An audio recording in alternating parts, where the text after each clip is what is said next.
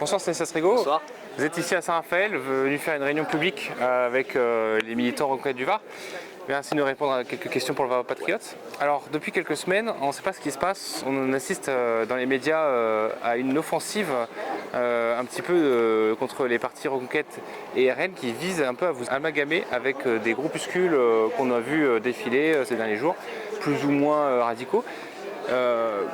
Qu'est-ce que vous en pensez de cette C'est très simple, leur but est très simple, c'est que depuis 3 mois maintenant, il y a eu 1500 Black Blocs, 2000 Black Blocs chaque semaine dans les rues de France pour tout casser, attaquer du flic, casser des vitrines, etc., etc.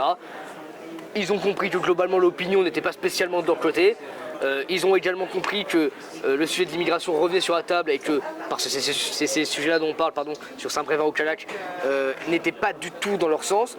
Et donc ils ont une solution comme d'habitude, c'est la diversion, c'est de dire le sujet n'est pas l'immigration sur le sujet de fond, le sujet n'est pas la violence d'extrême gauche, le sujet c'est les violences de l'extrême droite égale Zemmour, Zemmour égale le mal, la boucle est bouclée, ça leur permet d'attaquer bien en tête au lieu d'aller sur le fond. Ils sont peut-être aussi énervés parce que vous avez eu des victoires sur le terrain, notamment à Calac ou à Saint-Brévin, où la répartition des migrants a été empêchée.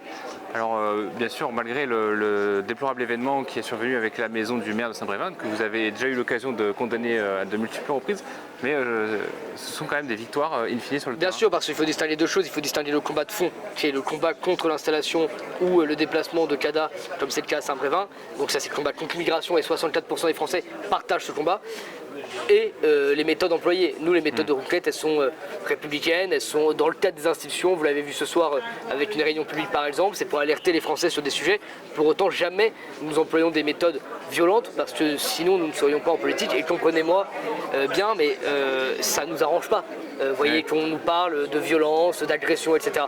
Donc nous, à part nous faire perdre du temps sur des plateaux et prêter le flanc à des adversaires politiques, on n'a pas intérêt nous-mêmes à Reconquête à employer ce type d'action.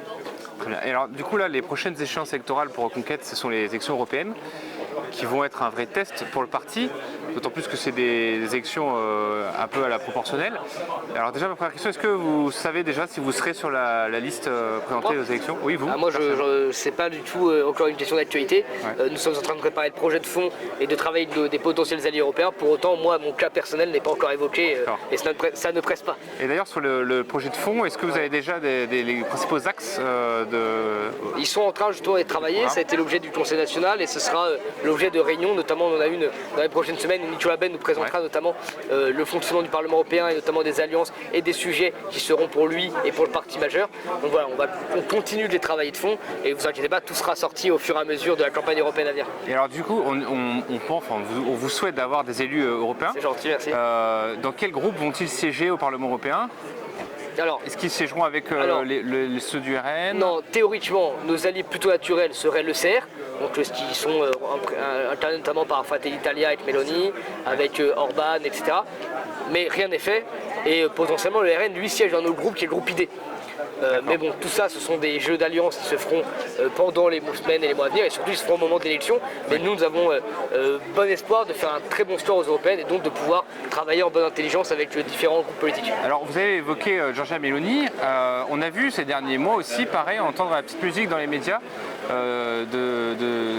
d'attaquer finalement son bilan assez modeste sur la réduction des flux migratoires en Italie, et de s'en servir un petit peu comme une arme par destination pour décrédibiliser les mouvements de droite en France.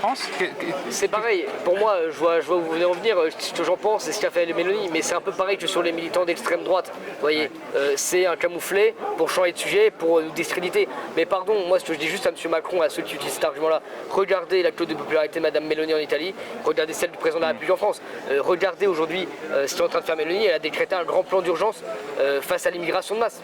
Je ne dis pas que tout ce qu'elle fait est parfait, je ne dis pas que tout ce qu'elle est en train de mettre en place est assez rapide, mais comprenez qu'elle est dans une situation délicate où l'Italie est submergée de vagues migratoires de plus en plus violentes et qu'elle fait ce qu'elle doit faire et ce qu'elle peut faire au mieux. Donc voilà, nous maintenant, ce qu'on considère, c'est qu'en France, il y a des levées d'actions à mettre en place et que nous les mettrions en place si nous étions au pouvoir. Et d'ailleurs, au passage, ce n'est pas exactement les mêmes conditions dans ces deux pays-là, même si nous sommes de l'Union européenne, ce ne sont pas exactement les mêmes pays. Alors, on va parler d'Europe. En Europe, on a un exemple récent assez intéressant sur la politique migratoire, le Danemark. Le gouvernement social-démocrate a réduit drastiquement les taux d'immigration en durcissant les conditions d'accès aux aides sociales, aux prestations ou aux demandes d'asile. Pour autant, eux, leur narratif pour faire passer ces mesures auprès de la population et avoir le plus grand consentement, c'était de leur vendre la défense du modèle social, du modèle de l'État-providence, en leur disant qu'ils ne pouvaient pas supporter ce modèle, une immigration trop intensive, et que c'était pour le protéger qu'on réduisait l'immigration. Est-ce que vous ne pensez pas que ce narratif, cette justification, pourrait vous amener plus d'électeurs qui peuvent venir soit de la gauche, soit de gens moins politisés, plutôt que le narratif actuel du parti qui est la défense d'une nation? Je crois que le narratif que tu es en train d'essayer de mettre en place avec le parti Reconquête, c'est un narratif de vérité surtout. C'est-à-dire que tu utilises des stratégies, c'est une chose de dire c'est pour telle ou telle raison que vous empêchez l'immigration, c'est bien. Parce que c'est une vérité aussi de dire qu'on ne peut pas garder le même... J'y viens.